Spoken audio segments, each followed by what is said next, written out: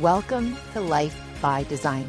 I'm your host, Robyne, and I am thrilled to welcome you to this space for real conversations about how we live, how we show up day in and day out, because the quality of our life is shaped by our habits.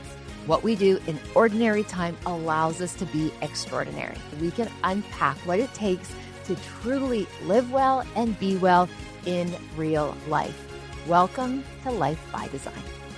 And I'm just so excited that you are here. On today's episode of Life by Design, I had the opportunity to connect with Dr. Andy Galpin. Now, he is someone in the physiology space that is the go-to resource, especially when people ask me about top performance. Like, he works with all of them, the NFL, the NBA, Major League Baseball, Olympians, and he also works with business personnel. And he has just this radical, clear approach to helping people level up, skill up, be able to do what they need to do in such a meaningful way. His newsletter, it should be a paid newsletter as far as I'm concerned. It is so full of information, top science that is well curated to give us the just-in-time information that we are looking for. His community and his podcast Perform, it is so useful. So I hope you enjoy this conversation with Dr. Andy. And again, thank you for making suggestions of people who you want me to interview.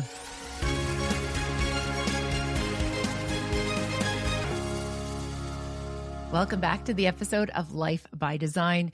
As I said in the intro, I am so excited to welcome Dr. Andy to this episode. Thank you so much, Andy, for making time for this. I'm excited to be here.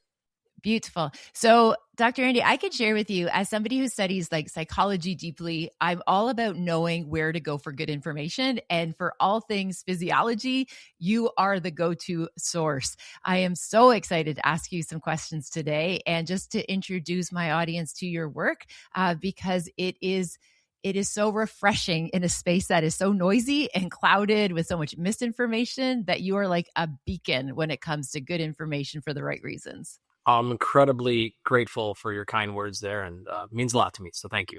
Beautiful. Now, for folks who, I've seen so many of your podcasts. I've been an avid listener of Perform for many, many seasons, as well as your newsletter, Catalyst. It is just such an amazing resource. And I know folks are always so curious to ask you about like optimal performance, top achievers, like what do those folks do that, other people aren't doing? And I love that body of work you created.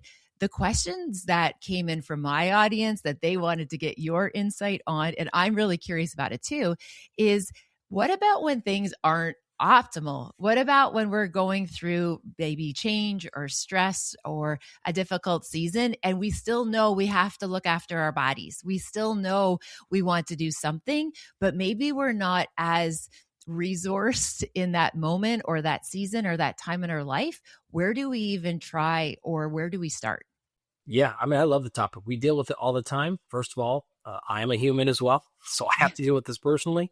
And, one kind of mistake or misunderstanding about these high achievers and world class individuals, whether they're athletes or non-athletes, business people, they still deal with life too. Yes. They have flights get canceled, they get sick, they have all the things happen. So we call this chaos management. Mm-hmm. And this is one of the words actually you brought up at the beginning is resilience is really important. In fact, our sleep company, they always call it like sleep optimization. And we always punch back. We're like, no, we are not sleep optimization. We are sleep resilient. And that is how to get an effective night of sleep when all things go wrong. And so it's a huge part of our ethos for all of our stuff. So really excited to talk about it. Amazing. So let's kind of look at this perhaps like on a really practical example. So let's say that folks are navigating like some big catastrophic issue. Let's just say that they're just feeling a little bit out of sorts, maybe just a little under-resourced. Maybe they didn't get a great sleep last night. Maybe they're navigating jet lag, and you kind of look at your day and say like, where will I get the best return on my investment if I locked in or I did these few things? Yeah, so philosophically, and I won't go too long here, and then we can go into any level of detail we want, but the way that we want to think about it is this is basic prioritization. Yes. And that means you have to have that done a priori beforehand, right? If you're making the decisions in the moment, you're very likely to default to whatever your best thing is, or your worst option, right? So not good, right? We have clear data on when people have a bad night of sleep, they're more likely to choose high caloric foods. Mm-hmm. Okay, so then you're in the circle there, and we could give a ton of examples of that. And so we want that decision-making process to be done way beforehand. So we, at all times, have very clear priority lists. In fact, the way that we deliver our programs to people, and probably very arguably the highest compliment we get back when people get their stuff is, it was so nice to just know what's my top priority, my second, my third, my fourth, and beyond, for this exact reason, right? So we will typically go through, call it 3 months at a time, where we have very clear priorities. You're going to try to do all the things, but we understand, and we'll actually walk them through this stuff, where if we're in, say, a time where we're prioritizing sleep, that means if, shit hits the fan, what do? Do you do your workout or do you sleep? We have it already answered. Yeah. It's not like it's right there, and we know it's not forever, but it's this next 4 weeks or this next, whatever the, cadence is, that our choice is that. And so we're not choosing sleep one day and then choosing exercise the next time. And then we're end up like kind of getting nothing done because we didn't put enough stress into enough particular place to make enough change. So the highest level answer is that it's having a prioritization system. And I want to be really clear. You don't need a ton of data for that.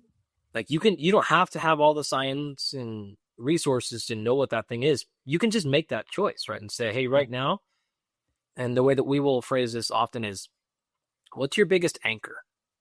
What's the thing that is holding you back the most? And prioritize that for, as I mentioned now several times, at least like 4 to 12 weeks. That's a range where physiological adaptations, behaviors, and habit changes, like it's hard to get those things done in less than 10 days. So give it a realistic shot. And then if it's been longer than that, we might really actually think the opposite. Like you actually need to change priorities. You've been stuck on this for 8 months. Like we got to do something different now at this point, because now we're kind of in a groove. So that's our top tier philosophical pattern is you have that choice made. That way it's clear.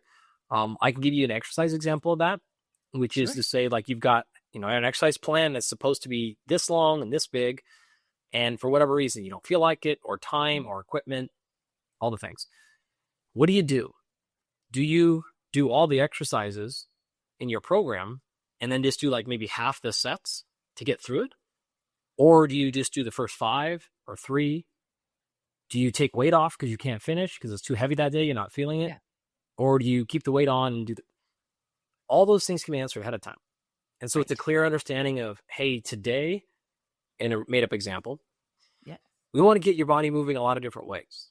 So if you're short on time or energy, you're not feeling great, drop the weights, drop the reps, and just get through all the exercises because we want your body doing lots of different motions. Okay. Or the opposite. Hey, we're really trying to get that shoulder pain to go away.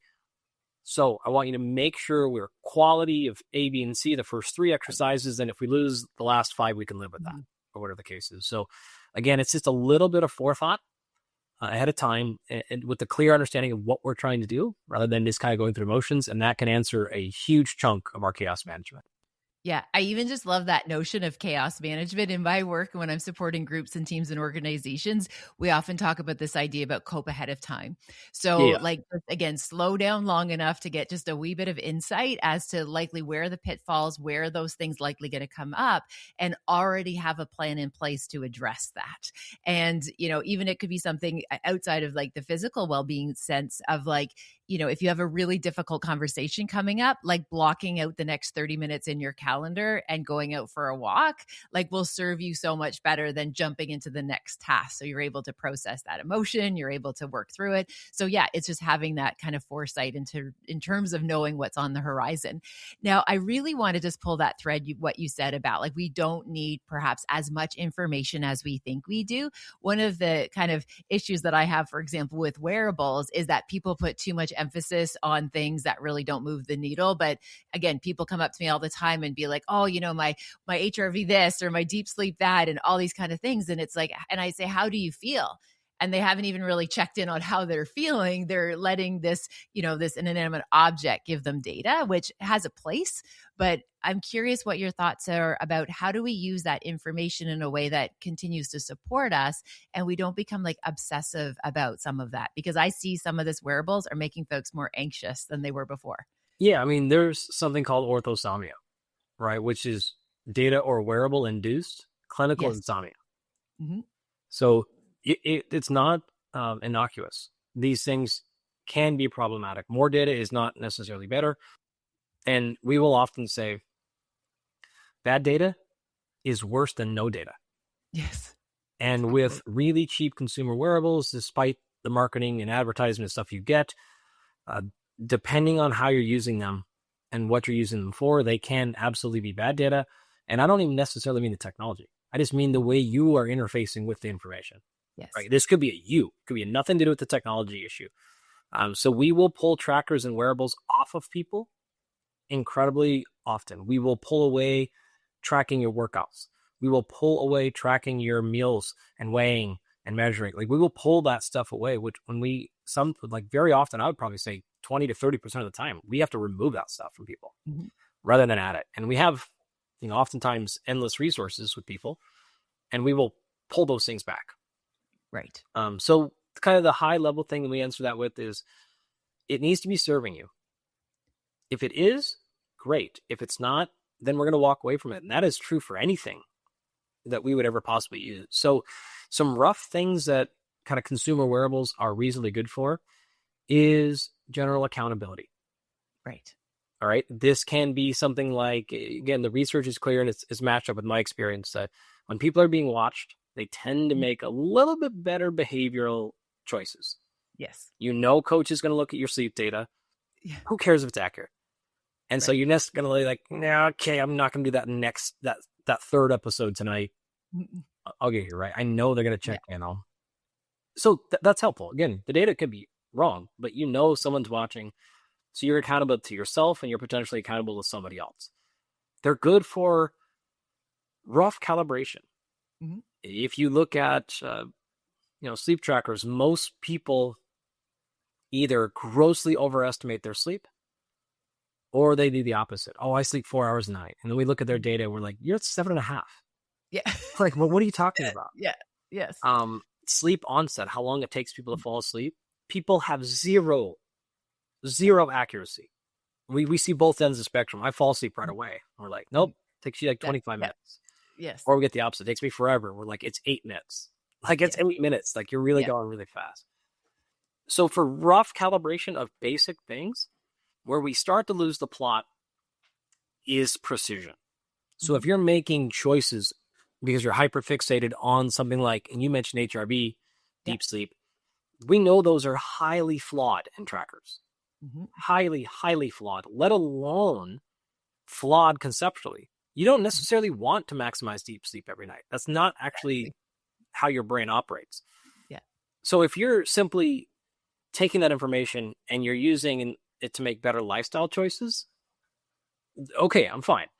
But if you're hitting the sledgehammer with pharmaceuticals or big changes like that, then I'm like, hold on. You're putting a really powerful drug in your body based on really cheap technology that's not optimized, in this case, for sleep. Wearables are not optimized for that. Wearables are not optimized for data. They're optimized for battery life. They're optimized for, I'm not kidding. Like this is like, that's the top end thing, right? Yeah. They're optimized for aesthetics. Like it's got to look like a lifestyle thing. It's like, that's what they're optimized for. And they're like, it's got to be kind of good on sleep.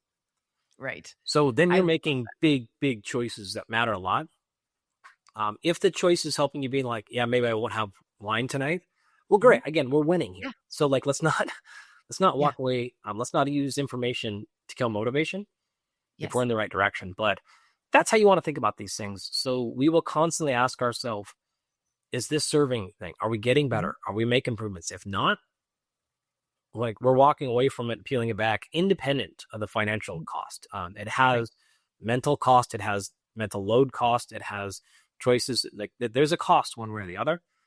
So that's roughly how we think about small wearables like that.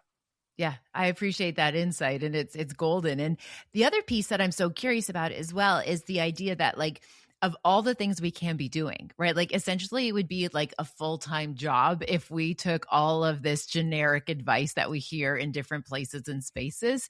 And when I'm supporting groups, one of the things that I really try to really reinforce is, this is very generic information, and you need to figure out with what works best for you. And yes, we know what the research says, and yes, we know that for certain groups of people, but ultimately at the end of the day, it needs to make sense for you. It needs to be something that's sustainable, because I believe that consistency compounds, and doing a little bit of the things that work really well in a consistent way will give us a really solid return. And so when people are feeling overwhelmed and say to me, like, Robyne, I don't even know where to start. I don't know if it's sleep. I don't know if it's nutrition. I don't know if it's physical. Is it weights? Is it cardio? Is it this? Is it that? Do you have any suggestions or strategies on where people can like lock in to figure out for them personally, Dr. Andy, where they would probably get a good return on their energy and time and focus? Yes, excellent. You got to remember, physiology has backup systems. Yes. Enormous redundancy. And why I'm saying that is you don't have to do all the things in all the areas to get a systematic response. Mm-hmm. So which one do you start with? You have two options, and you can go either direction. We've had success with both, and these options do not like anything like each other. Okay. So option one is what we call rip off the Band-Aid, mm-hmm. which is you're making a wholesale sweep. We're throwing a whole house away and rebuilding everything from scratch. We are changing what you eat, when you eat, your mental health, who you hang out with, your exercise routine. We're throwing the whole damn thing away. Yeah. And we're starting from scratch. And some people respond well to that. So, Robyne, you're doing sleep, you're doing exercise, we're doing every damn thing. We're getting on supplements, we're doing blood, we're doing the whole damn thing now. Yes. And sometimes that's needed because you need that jolt. Yes. You can't just kind of like dabble and try one thing. Like you need just a full rip off, and you need it to hurt for 20 days or something. Yes. And then you start to feel the difference, and you're like, great, I'm never going back to that gas station food every day for breakfast and Red Bulls all day. And like, you're just never doing this again because I feel the difference. The other approach, with that approach, it's scary. It's terrifying. The barrier to entry is enormous. Yes. It's like, it's huge, and it's going to hurt. Right. But sometimes like my friend actually Ken, his book just hit the bestseller list yesterday. Congratulations to Ken. That's exciting. It's great. Yeah. It's called Everything You Want is on the Other Side of Hard. Right. And this is the Ken right out approach, right? This is like, no, you're going to go run 155 miles through the desert in Mongolia. Like you're going to go through this crucible because that's what it takes to make a real change that it's going to last your lifetime. Right. You're blowing up your identity. You are literally blowing up all of your systems, your identity, the whole story. It's like, this is a whole new movie, whole new plot, whole new everything. Yep. And you have to have that, because that way all the systems actually line up now. Yes. Right. You got to have that. So that's one option. Yeah. And we hit that button sometimes. We're generally pretty honest with people. We're like, we call these like, there's rebuild and upgrade, right? And this is rebuild. It's like, hey, do you want in for this? Yes or no? And it's kind of like checking yourself into life rehab. Like we're totally doing it all, right? Now, I'm being maybe a little dramatic here, but like you get the point, right? We got to take a lot of once. It's going to suck. The other approach is the opposite, and saying, okay, I'm not ready for that. I don't even necessarily need that per se. I do have kind of 2 or 3 or 4 things that are lingering around. And what we would do in that particular case is to swing so far the other direction where we say, we're actually doing one thing only. Yes. And I know you want that second, third, and fourth thing, but we're not doing it. Non-negotiable, they're not on the table. Yeah. We are doing one thing. And we are going to get so good at that one thing. And then we'll do the next thing in 3 months. Mm-hmm. And the next thing in 3 months. And you know what? If you do that, you know how much your life would be changed in 18 months? Yeah. Like it's just really there, right? We would do that. And so that the barrier to entry to that is much lower. Yes. It's more realistic, right? So it's easier when you're focused on one particular thing.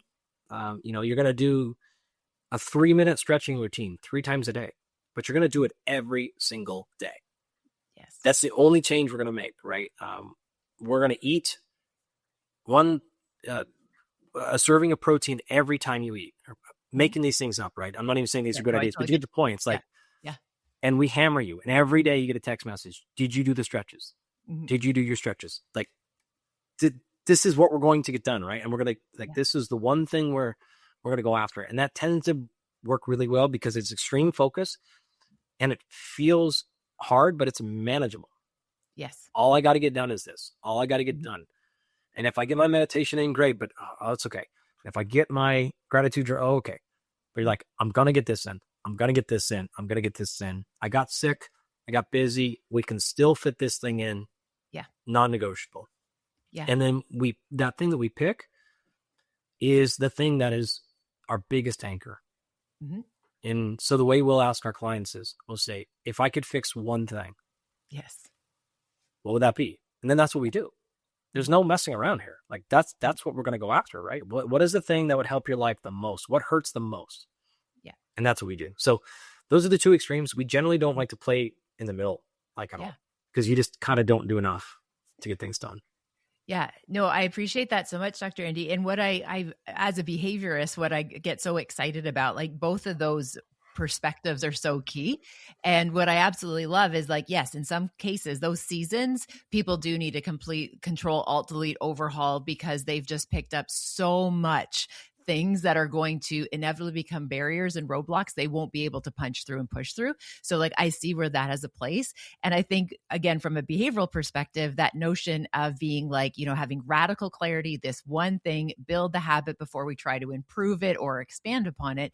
And one of the things, kind of 2 points. First is that there's so much misinformation in our culture that there is like this middle ground where you have to do all of the things. And if you do these key things, it's going to, all of these, hype cycles, instant results, all of these things that just make me cringe because we know that it's a market, right? Like if any of these products worked as well as people claim they would, it would be a terrible business model because people would use them once, right? For and sure. Then they'd be like, cool, I found that pill and now I don't have to do anything else.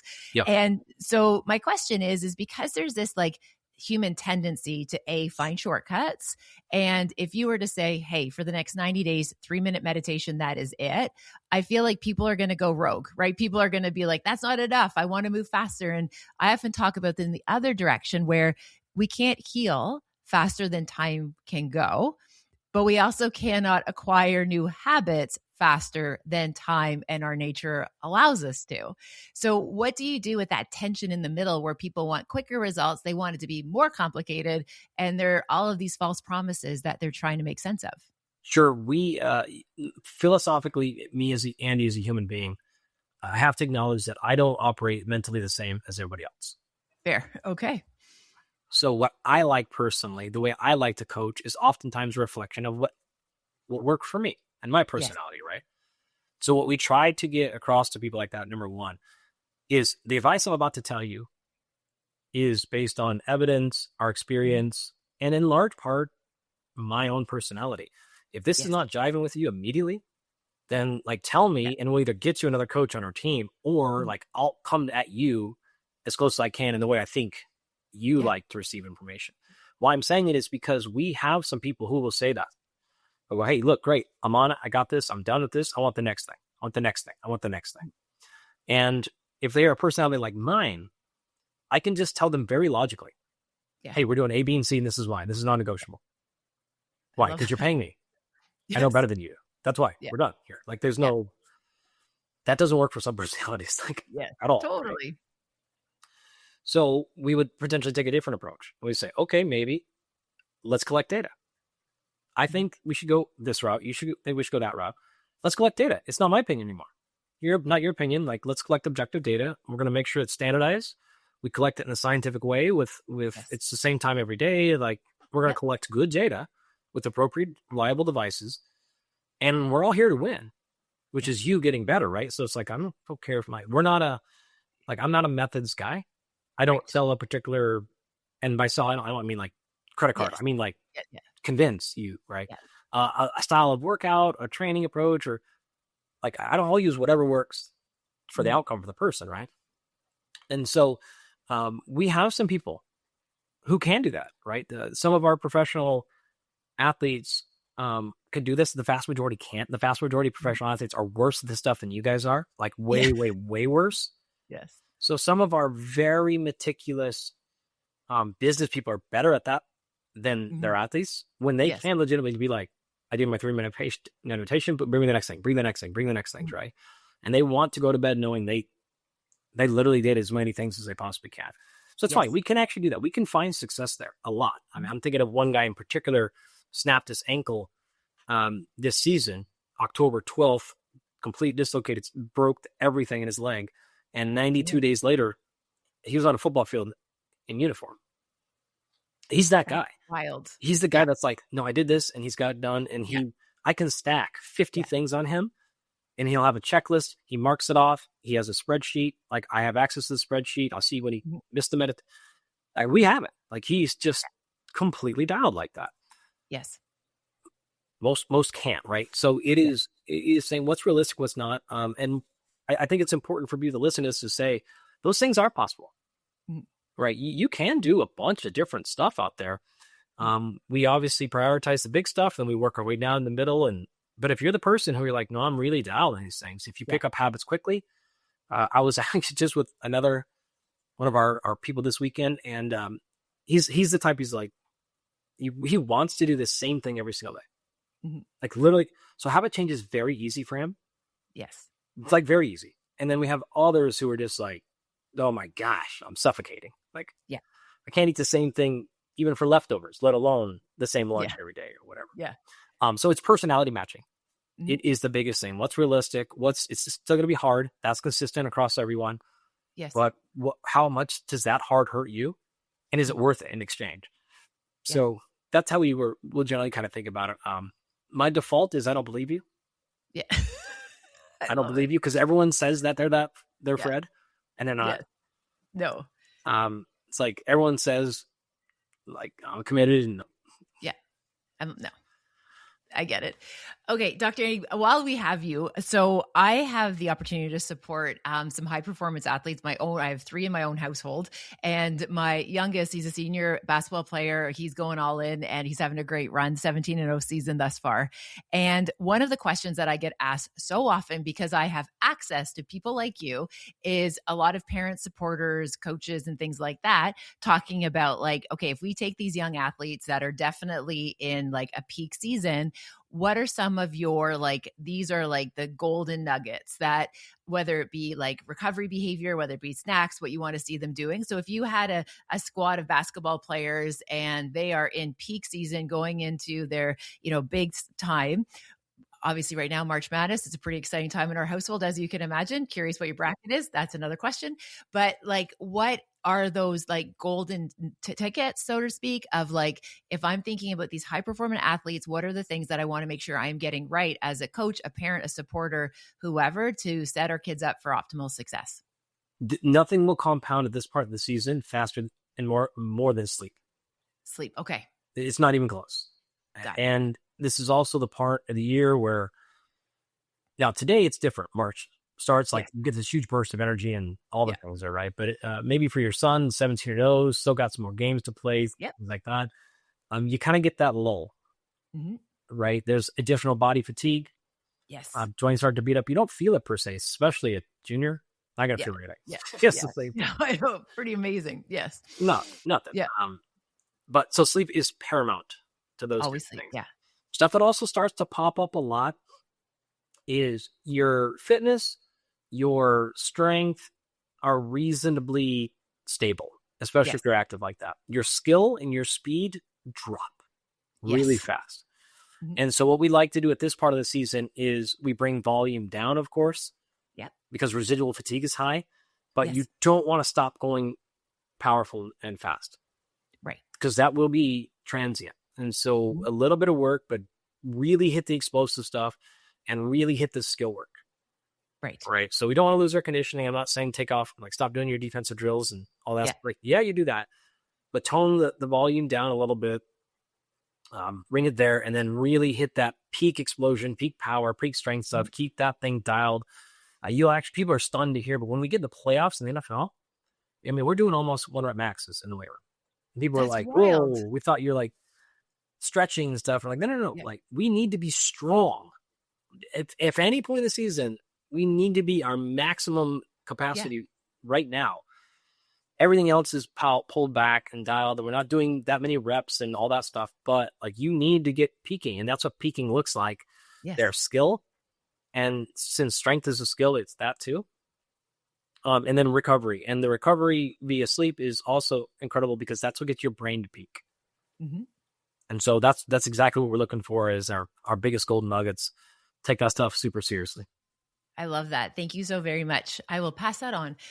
Next question, if good, is when you are training for a particular activity or a particular event, and my curiosity on this one is, are you a big component of like cross training in terms of getting lots of different exposure to different types of things? Should you be dialing in specifically on one, so let's say you're training for a marathon, would you suggest that we want to really lock in on just getting miles and reps in?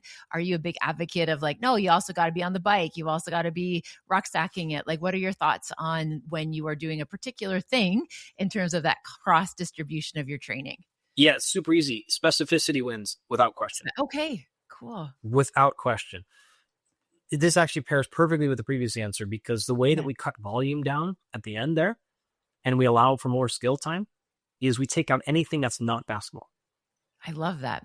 Right? In the weight room, peak strength, peak speed stuff, maybe a little bit of maintenance, joint health stuff, and then the rest of it's gone. Like, there's no running anymore, not on the basketball court. Like, precision matters most. So the physiological principle is called the SAID principle, SAID, specific adaptation to imposed demand. What that means is the single best thing you could ever do to get better at hitting a golf ball is to hit a golf ball. Hit a golf ball. I love it. Yes. And hit it on the course. Hit it with your gear on, context. with your driver. Like, that is the best thing we can do, because skill is so transient. Yes. You want to maximize that. So if you are within put it this way, if you're 16 weeks out from a marathon, I'm fine with a little bit of that stuff. When you go from 16 to 12, we should be probably like 90% marathon prep. When we go from 12 weeks to 8 weeks, we're pretty close to that too. And when the last 4 weeks, like, it's marathon running. Yeah, it just that's really all we're doing, again, outside of activation work or things that just like make your shoulder feel a little bit better. Okay, fine. But no, you don't want to be messing with general stuff that close to season or that close to competition. The one exception here is the younger you are, literally as a human being, the less we worry about specificity. Right. Like, we are hyper, and in fact, they're very specific, what are called long-term athletic development models, LTADs. Yes. And you'll see this where, as a 14-year-old, we're not doing any changing or peaking or tapering, unless it's like, your all-star gamers, like, fine. Yeah. But we're not doing that type of stuff. And if you contrast that to a 31-year-old, we're doing almost all specificity at that point. So we want to run that gamut. What you'll see really consistently is people will we call train through. Yes. So you might have a race or competition, and like, you don't actually increase specificity because you're still looking at, like, this happens with our Olympic athletes. We have a quad, which means we have like a 4-year window. Yes. So if we're in year 1 of that quad, and we're 3 years away from the Olympics, if we get to too much precision and specificity too soon, we're compromising year 4. Yes. And so we would look at it like on a 4-year thing, where when we're 4 months out from the Olympics, it's only specificity, because we've had 3.5 years or 3.9 years of building general stuff up there. Like, we are literally only doing the thing as much as humanly possible. So you want to consider that part of the journey and I'm saying that because you brought up your kids earlier, is you've got to be really careful with specificity, especially prior to 15 to 16 years old. Like, really, really limit specificity and hedge as much as you can towards general. Yeah, I love that. And that is so refreshing as somebody who has supported athletes in multi-sport, and, this notion of trying to get them to like specify their sport and their skill sets. And like, when they're like 10, 11, and 12, it's like, no, like, And it's funny because even my boys will tell you that like concepts and practices that they learned on a soccer pitch has actually served them so well in basketball and vice versa. And again, I love that idea of that kind of multi-sport athlete in those younger years to begin just to really focus on that general piece and then getting more specific as they age up and level up. Curiosity question. I guess all questions are curiosity points, but is there a favorite type of athlete that you love to work with? In terms of like a sport or a temperament or what? I know you mentioned one of your athletes who obviously professional football player doing that thing, but is there like your go-to that you're like, when you see that on your docket, you're like, oh, this is going to be good. I like working with these athletes. Yeah, it's a really good question. I have different loves for, I'm not like skating the question, but I have different love for different avatars, whether that's actually sport or personality. Yeah. What I love about NFL players is, so NFL plays on Sunday. Typically, Monday is still a working day, and players get Tuesday off. So they don't get the day after the game off. And the reason that is Monday is what most people in NFL call Tell the Truth Monday. That's right. Which means the game happened, you're going to come in, you're going to watch the game in ultra slow motion and 4K, and there's no like getting around the truth of exactly what you screwed up and did well and all those things.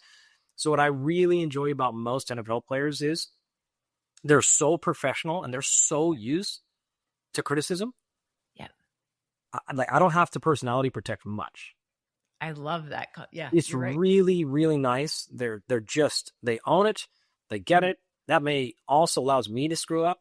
Yes. And they're like, great. And I don't have to worry about like whatever the case is, right? You can have, it's the app. I mean, there's different personalities across the whole thing, but in the avatar, they're generally the highest group of people who will take the most accountability directly. Interesting. I love that information. The NBA is horrific with that. Horrific, right? Like the NBA is the opposite. Yes. Major League Baseball is all over the map with that. That's different. Where you'll see a similar level of precision and dedication is in fighters. Okay. And that's nice because the sport is so complicated and there's so much pressure because they get to compete once a year. Yes.